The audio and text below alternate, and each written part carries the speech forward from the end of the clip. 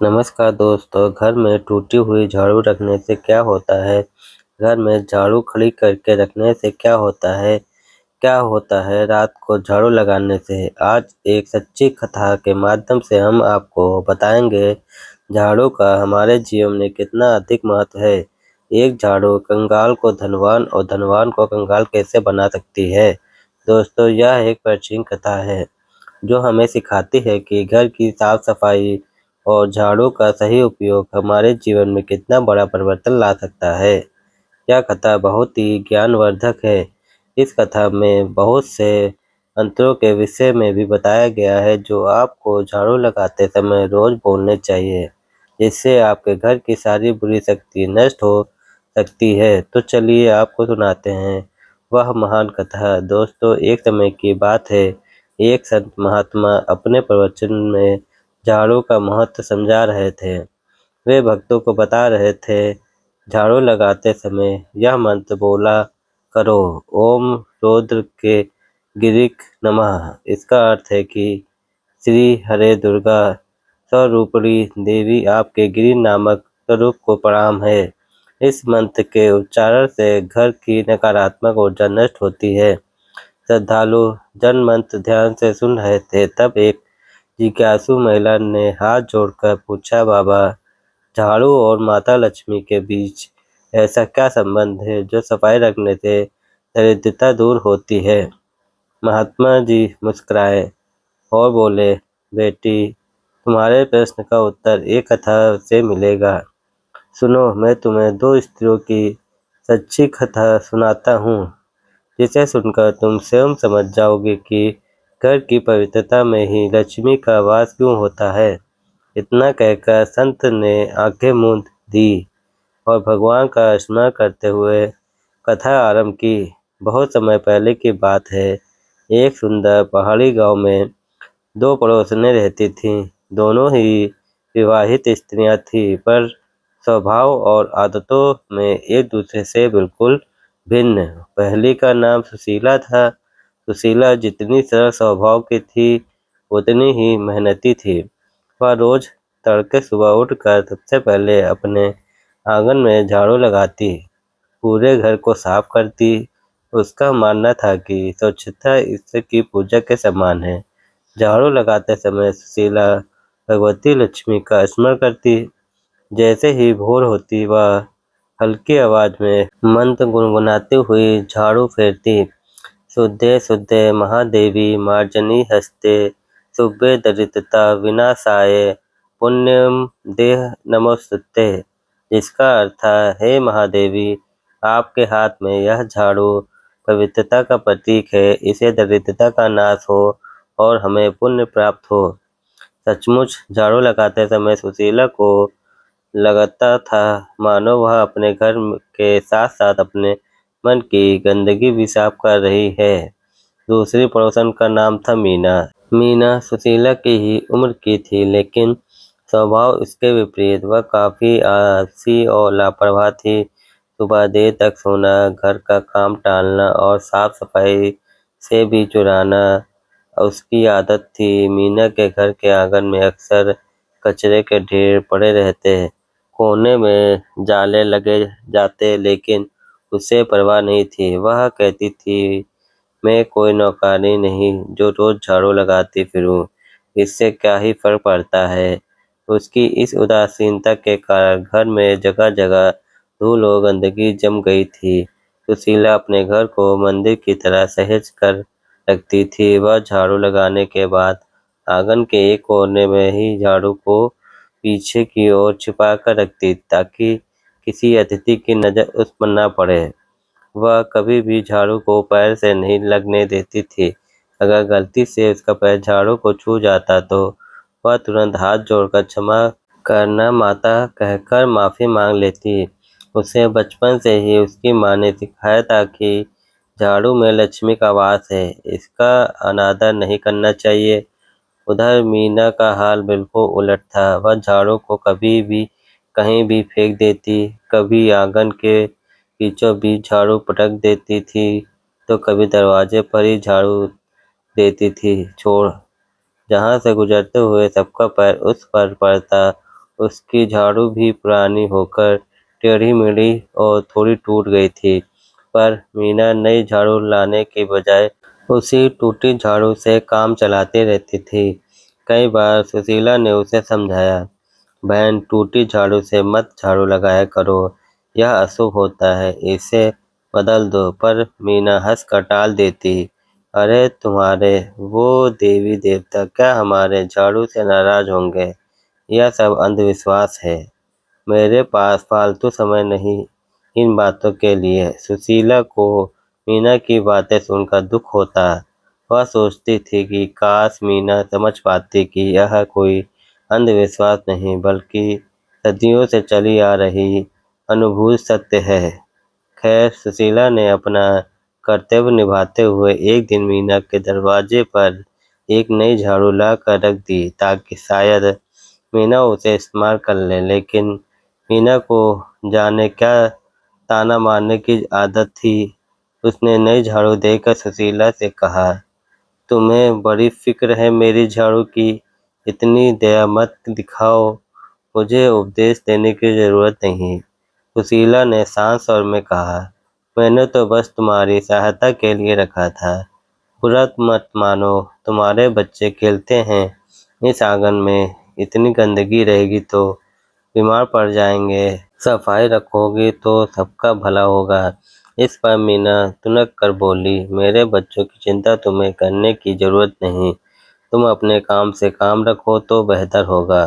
सुशीला चुप हो गई। उसने नई झाड़ू वहीं छोड़ दी और मन ही मन ईश्वर से प्रार्थना की कि एक दिन मीना को सच का एहसास हो जाए। समय यूं ही बीतता रहा। सुशीला अपने नियम पर अडिग रही। रोज सुबह स्नान करने के बाद पूरे मन से झाड़ू लगाती, पोछा लगाती, गोबर से आंगन लीपती और तुलसी पर जल चढ़ाकर दीप जलाती। उसके घर में हमेशा एक पवित्र वातावरण बना रहता था। कम साधन होते हुए भी उसका घर सुकून भरा था और परिवार में प्रेम था। मीना के घर में दिन प्रतिदिन अव्यवस्था बढ़ती गई। उसने कभी समय निकालकर ठीक से सफाई नहीं की। कचरा एक कोने से दूसरे कोने बस टरकाती रहती थी और बाहर फेंक देती थी। आलम यह था कि कभी कभी घर में अजीब सी दुर्गंध आने लगती। उसके पति रामू भी कई बार टोका करते, मीना थोड़ा घर साफ रखा करो, बच्चे भी गंदगी में खेलते हैं, सेहत खराब होगी उनकी। मगर मीना टाल देती, आपको कुछ दिखता नहीं है, मैं दिन भर काम करती हूँ, थक जाती हूँ, आपको सफाई की इतनी चिंता है तो खुद ही कर लिया करो। पति बेबस हो जाता, कमाई के लिए खेत मजदूरी करके शाम को लौटता, फिर घर का काम भी वही करे, यह सोचकर चुप रह जाता। धीरे धीरे फर्क दिखने लगा। सुशीला के घर जहाँ बरकत धीरे धीरे बढ़ रही थी, मीना के घर तंगी और मुसीबतें दस्तक देने लगी। सुशीला का पति श्याम एक साधारण नौकरी करता था। वह ज्यादा नहीं थी मगर उसके खर्चे सुचारू चल रहे थे। उल्टा कभी कभी अचानक अन्न या धन का आगमन हो जाता।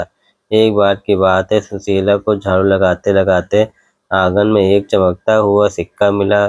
उसने वह सिक्का उठाकर साफ किया तो देखा कि वह शुद्ध सोने का प्राचीन सिक्का था।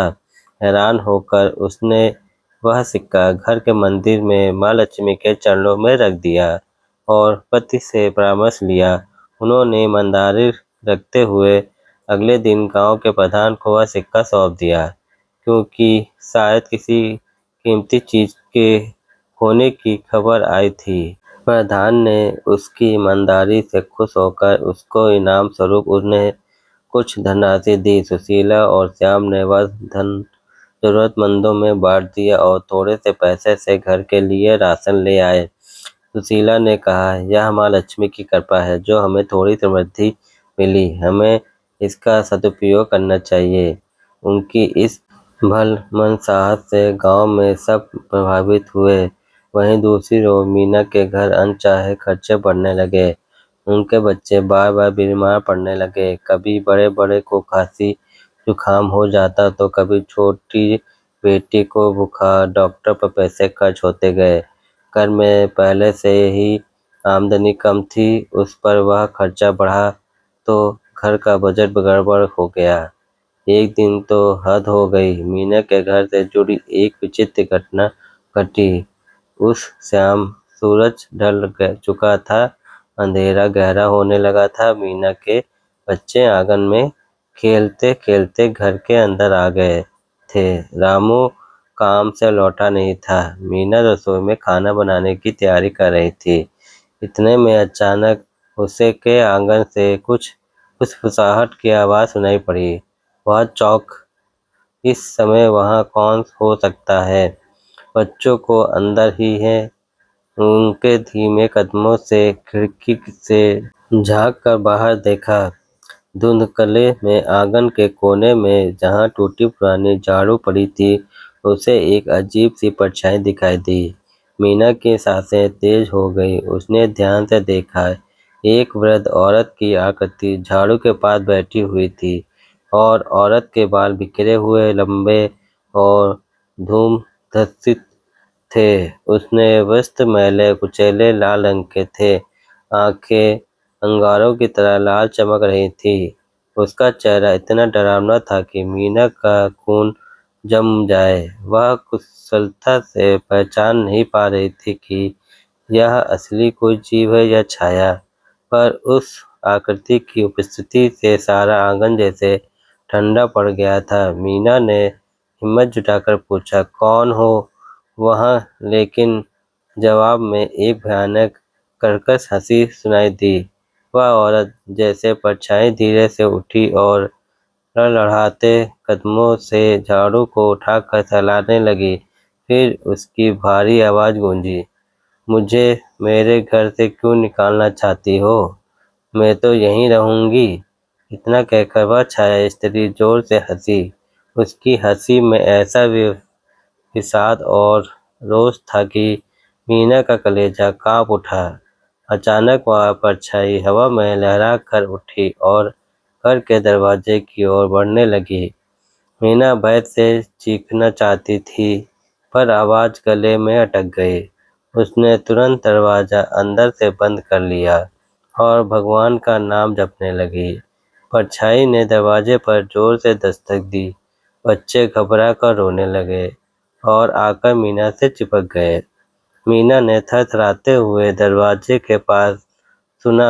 वह स्त्री बड़बड़ा रही थी, मुझे मत रोको, इस घर में मेरा अधिकार है। कुछ मिनट बीते, फिर सब शांत हो गया। दस्तक न आवाज। अंदर सहमी हुई मीना दीवार से लगी खड़ी थी। बच्चे उसके आंचल में छुपे थे। उसका दिल जोर जोर से धड़क रहा था। थोड़ी देर बाद हिम्मत करके उसने खिड़की से फिर झांक कर देखा, पर बाहर कोई नहीं था। सिर्फ उस कोने में पड़ी हुई झाड़ू दिखाई दे रही थी, लेकिन वह टूटी झाड़ू भी अब सीधी खड़ी थी, मानो किसी ने उसे आंगन के बीचों बीच खड़ा कर दिया हो। यह देख मीना की खिड़की बंद गई। भय और भ्रम से उसकी आंखों से आंसू भर आए। उसे समझ नहीं आया कि यह कोई प्रेत था या उसकी आंखों का धोखा। पर जो भी था, उसने मीना को अंदर तक हिला दिया। उसी घड़ी दरवाजे पर फिर दस्तक हुई। इस बार सचमुच कोई इंसान ही था। आवाज आई, मीना दरवाजा खोलो, मैं श्यामू हूँ। यह सुशीला के पति श्याम की आवाज़ थी। मीना ने दरवाज़ा खोला। श्याम और सुशीला दोनों हाथों में लालटेन लिए खड़े थे। उन्होंने देखा कि मीना बदहवास सी लग रही है और बच्चे से रो रही है। सुशीला तुरंत अंदर आई और मीना को गले लगाकर सांत्वना देने लगी। क्या हुआ बहन, तुम इतनी घबराई हुई क्यों हो? मीना कुछ बोल नहीं पा रही थी, बस सुबह सुबह कर रोए जा रही थी। श्याम ने चारों ओर नजर डाली और पूछा, तुमने दरवाजा अंदर से क्यों बंद कर रखा था? हम काफी देर से खटखटा रहे थे। मीना ने अपने आंसू पोंछे। उसकी हालत देख सुशीला ने बच्चों को गोद में लेकर चुप कराया और पास ही चारपाई पर बैठ दिया। पानी का लोटा लाकर मीना को दिया। कुछ घूंट पानी पीने के बाद मीना की जान में जान आई। उसने थरथराते स्वर में बताया, आंगन में वहाँ कोई थी, एक डरावनी बुढ़िया जैसा साया झाड़ू के पास। वह बोलते बोलते फिर रो पड़ी। सुशीला चौंक उठी। बुढ़िया झाड़ू के पास।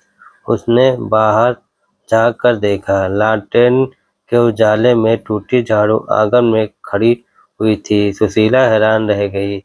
अरे यह झाड़ू किसने सीधी खड़ी कर दी? तुमने रखी थी ऐसे? मीना ने सिर हिलाकर ना में उत्तर दिया। नहीं, मैंने तो उसे हाथ भी नहीं लगाया। पता नहीं कैसे। वह फिर सिसकने लगी। श्याम स्थिति कुछ समझ गया था। वह भले ही ज्यादा धार्मिक व्यक्ति नहीं था, उसने भी बचपन में बड़ों से सुना था कि गंदगी में दरिद्रता देवी का वास होता है। उसने गंभीर स्वर में कहा, देखो मीना बहन, शायद तुमको भरोसा न हो, पर मुझे लगता है तुम्हारे घर की दुर्दशा देखकर दरिद्रता ने ही कोई रूप लेकर तुम्हें डराया है। तुमने अपना घर कितना गंदा और अव्यवस्थित कर रखा है। मैं कोई अंधविश्वास की बात नहीं कह रहा। यह सच है कि जहाँ गंदगी होती है वहाँ बुरी शक्तियाँ आकर्षित होती हैं। तुम्हें तुरंत सफाई करके इस नकारात्मकता को दूर करना चाहिए। सुशीला ने मीना का हाथ थामकर सहमति में सिर हिलाया। वो ठीक कह रहे हैं। हमने बचपन से सुना है कि लक्ष्मी जी को सफाई प्रिय है और उनकी बहन अलक्ष्मी को गंदगी। जिस घर में गंदगी रहती है वहाँ दरिद्रता सदा वास करती है। शायद आज जो भी हुआ वह इसलिए हुआ कि तुम्हें चेतावनी मिले। सुशीला ने इधर उधर देखा और बोली, अभी रात काफी हो गई है। ऐसा करो, तुम बच्चे लेकर हमारे घर चलो। आज की रात वहीं रुक जाओ। तुम्हारा मन भी शांत हो जाएगा। सुबह यह मिलकर तुम्हारा घर साफ करेंगे। हाँ मीना इस अपनत्व पर फिर रो पड़ी। बहन, मैं तुम्हें सारा समय ताने देती रहती हूँ, तुम्हें रोकती रहती हूँ सफाई करने से, और तुम हो कि मेरे लिए इतना कर रही हो। मैं कितनी अभागी थी कि जो तुम्हारी बात नहीं मानी। सुशीला ने उसके आंसू पोंछे। पिछली बातों को भूल जाओ। ईश्वर ने चाहा तो सब ठीक हो जाएगा। अभी चलो हमारे घर। उस रात मीना अपने दोनों बच्चों को लेकर सुशीला के घर सोने चली गई।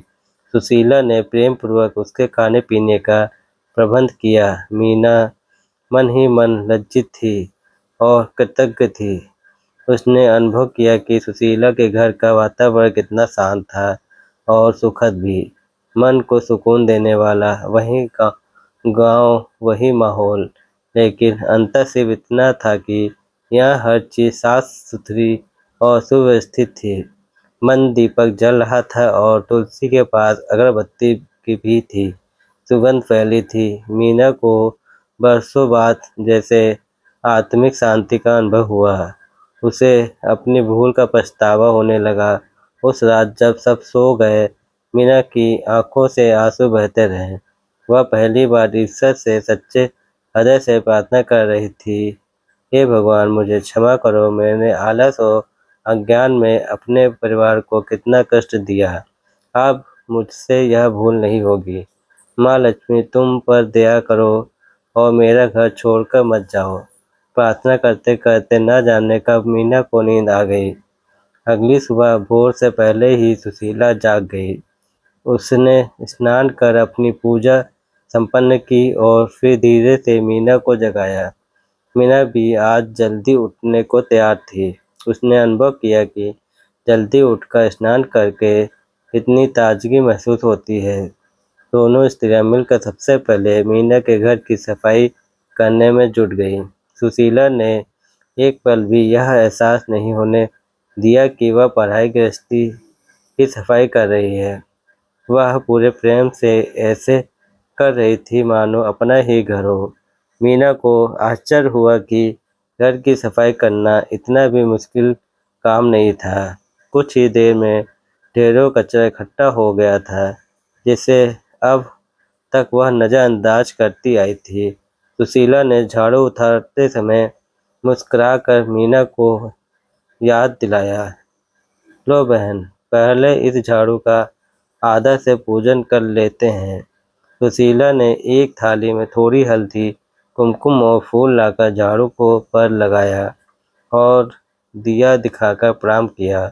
उसने धीमे स्वर में मंत्र बोला, पिपासामला ज्येष्ठा माँ लक्ष्मी नासमहम अभूति स्मृतिम च स्वयं निर्गुण में ग्राहत। इसका अर्थ उसने मीरा को समझाया। यह हम प्रार्थना करते हैं कि दरिद्रता रूपी ज्येष्ठ अलक्ष्मी का हमारे घर से नाश हो और अब अशुभ दूर हो जाए। मीना के हाथ जोड़कर माथा झुकाया और अश्रुपूर्ण नेत्रों से अपने घर के द्वार पर खड़ी होकर आसमान की ओर देखा, मानो वह माँ लक्ष्मी से आशीर्वाद मांग रही थी कि आज से उसके जीवन में पवित्रता और स्मृति का प्रकाश भर दे। फिर सुशीला और मीना ने मिलकर घर के कोने कोने में झाड़ू लगाया। झाड़ू चलते समय उड़ती धूल में मीना को अजीब संतोष महसूस हुआ, मानो वर्षों से रुकी हुई रुकावट आज हटती जा रही हो।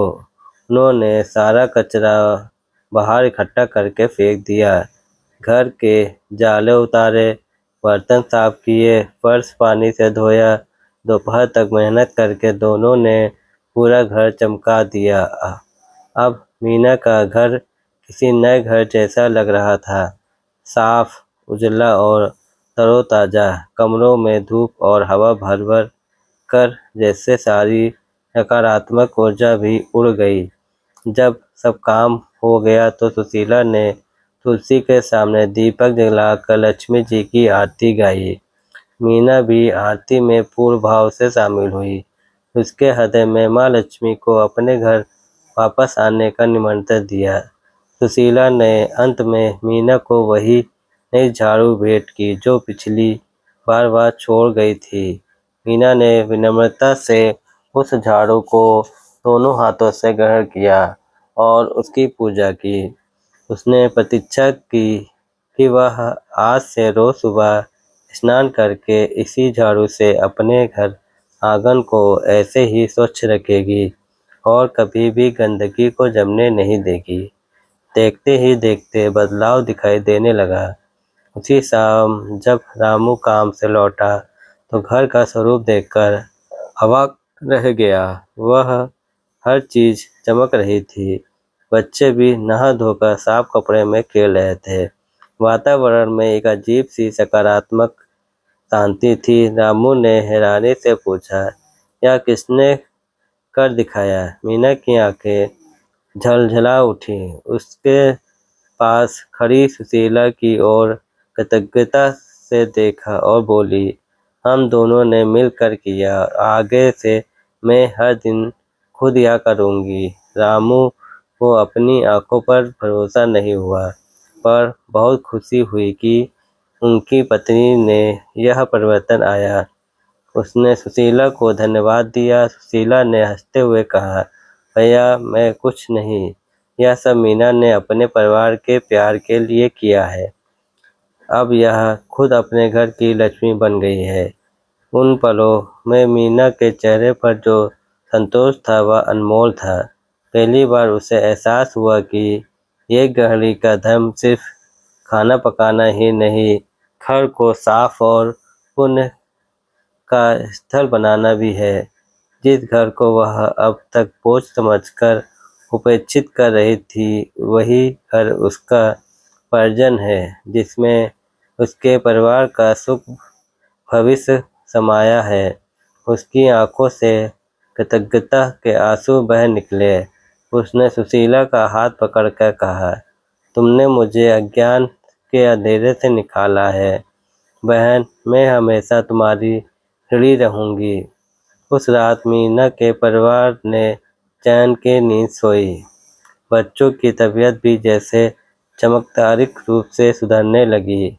कुछ ही दिनों में वे हंसते खेलते पूरी तरह स्वस्थ हो गए। घर में बरकत लौटने लगी। रामू को गांव के पास के कस्बे में एक बेहतर मजदूरी मिलने लगी, जिससे आमदनी बढ़ गई। मीना ने भी घर में 2 गाय भैंस पाल ली, क्योंकि अब उसका मन घर संवारने में लगता था। रोज सवेरे उठकर वह गौ को चारा डालती, पूरे आंगन में गोबर से लिपाई कर स्वास्तिक बनाती और झाड़ू बुहारू करती, तुलसी को जल भी देती, दिया जलाती और प्रभु का स्मरण करती। घर में मानो लक्ष्मी जी ने स्थायी डेरा डाल लिया, ऐसा सभी पड़ोसी कहने लगे थे, क्योंकि मीना का परिवार अब सुखी और प्रसन्न था। एक दिन कुछ सप्ताह बाद गांव में वही संत महात्मा दोबारा पधारे, जिनका प्रवचन सुनने पहले भी गांव वाले गए थे। इस बार मीना खुद दौड़ी दौड़ी उनके पास पहुंची। संत ने उसे पहचाना और पूछा, बेटी, तुम्हारे चेहरे पर आज नया तेज है, क्या बात है?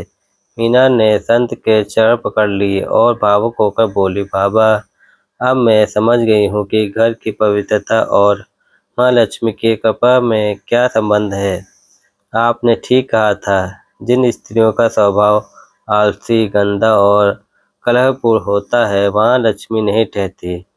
मैं भी वैसे ही बन गई थी, लेकिन अब मैं बदल गई हूँ। मैंने अपना घर मंदिर जैसा बना लिया है और अब हमारे कष्ट दूर हो रहे हैं। संत ने प्रसन्न होकर आशीर्वाद दिया, सदा सुखी रहो पुत्री। याद रखो, जो स्त्री क्षमाशील है, सच्चरित्र है, घर को स्वच्छ रखती है और परिवार में प्रेम बांध कर रखती है, वह सच में घर की लक्ष्मी स्वरूपी होती है। ईश्वर ने तुम्हें सद्बुद्धि दी, इसके लिए भगवान का धन्यवाद करो।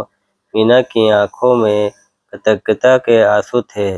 उसने सुशीला के पास खड़े पाया और उसका हाथ पकड़कर संत से कहा, मेरे लिए यह मेरी बड़ी बहन के समान है। अगर इसने मेरे अंदर भरोसा न जगाया होता और हाथ न थामा होता, तो शायद मैं कभी न संभल पाती। सुशीला संकोच से बोली, मैंने कुछ नहीं किया बाबा, सब माँ लक्ष्मी की कृपा और आपकी कथा का असर है।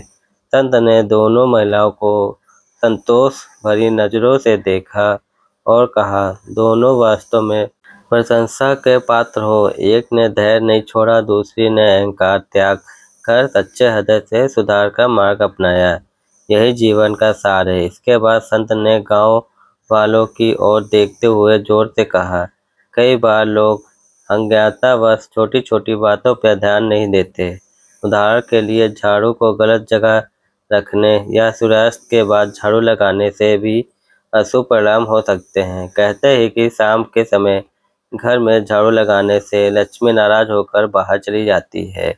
इसलिए झाड़ू को हमेशा आदर के साथ घर के ऐसे कोने में रखना चाहिए जहां उस पर सीधी नज़र न पड़े और कभी पैर न लगे। झाड़ू को खड़ा करके रखने की बजाय भूमि पर लिटा कर रखें और समय समय पर पुरानी या टूटी झाड़ू को बदलते रहें। झाड़ू लगाते समय यदि मन में मंत्रों का स्मरण किया जाए तो घर से दरिद्रता और कलह दूर रहते हैं। जिस घर की स्त्री गृह कार्य में पलायन करे, अपवित्र रहे और कलह करे, उस घर को दरिद्रता घेर लेती है। और जो स्त्री घर को स्वच्छ रखे, सेवा भाव रखे, श्रम से न हिचके, वह स्वयं लक्ष्मी का रूप बन जाती है। इसलिए स्वच्छता अपनाओ, आलस्य त्यागो और माँ लक्ष्मी की कृपा पाओ। दोस्तों, आशा है कि आपको यह कहानी पसंद आई होगी। इस कहानी से हमें शिक्षा मिलती है कि घर की स्वच्छता केवल बाहरी सफाई नहीं, बल्कि आंतरिक सुख शांति का भी आधार है। माँ लक्ष्मी की कृपा पाने के लिए हमें अपने घर और मन दोनों को स्वस्थ रखना चाहिए। अगर आपको यह कथा सुनकर अच्छा लगा हो तो कृपया करके लाइक करें, अपने विचार नीचे कमेंट में लिखें, ज़्यादा से ज़्यादा लोगों को शेयर करें और हमारे चैनल को सब्सक्राइब करना न भूलें। आपका सहयोग के लिए ऐसी प्रेरणा कहानियाँ हम आप तक पहुँचाते रहेंगे। धन्यवाद दोस्तों।